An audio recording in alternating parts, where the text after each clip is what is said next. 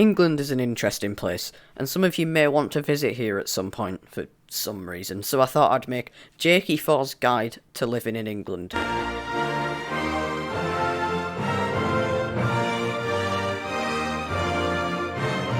The first thing you want to be aware of is the local geography. England is home to many absolutely stunning places such as Blackpool, Luton, or Birmingham. When you get into this magnificent country, avoid the trains at all costs. I could fly to Spain for less money than a train ticket to London, and some of these trains are dodgy as We all speak very differently over here as well. For example, a spider is a teeny weeny spooky spider-rooney, biscuits are scrummy yummy in my tummy tea dipping dunkers, and sausages are Prince Charles's fingers. Now let me educate you on a couple of groups of people that you will eventually meet here. The first type of people you'll probably encounter is the roadman. These people will most likely try to converse with you by muttering incoherently and shouting obscenities about your mother. The clothes that this group of people wear mainly consists of North Face puffer jackets, man bags and Nike Air Force Ones. The dialect of the roadman is very different than the way that everyone else speaks. For example, a regular person would say, "I went to the shop to buy some food. It was nice." And a roadman would say, "Man, them got some scran at the shop, blood, and that scran was bare ping ting, my G." Now, these people may seem fun to laugh at, however, it's strongly advised that you do not speak to or generally interact with them,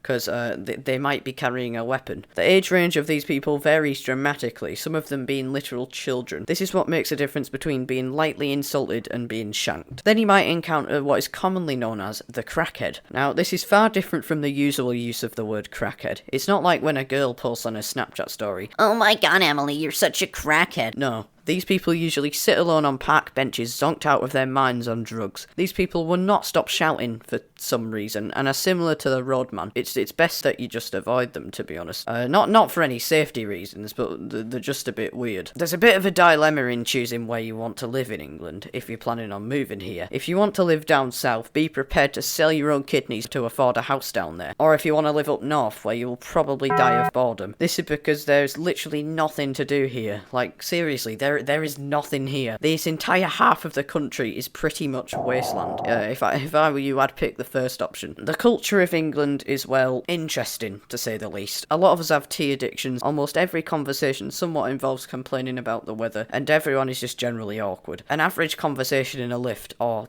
elevator for you foreign people, will generally go like this. The weather's a bit today, innit? Oh, thank you very much. Oh my god, why did I say that? Bye.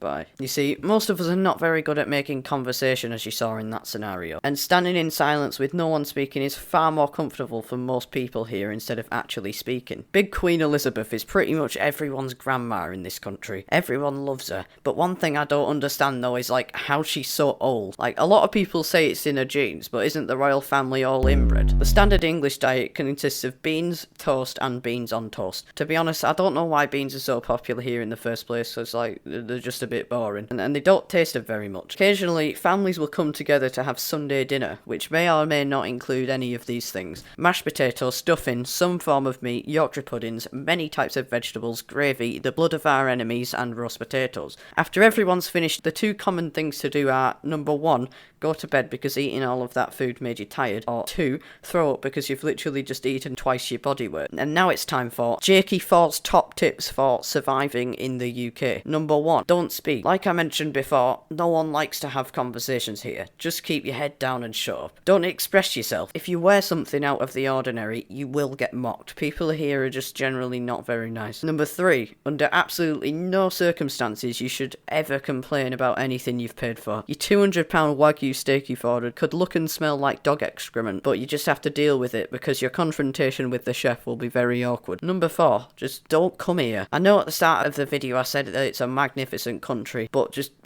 please don't. It's a terrible experience. If you've enjoyed this video, please make sure to leave a like, as one like equals one prayer for everyone who was unlucky enough to be born here. With that said, I've been Jakey 4. Goodbye.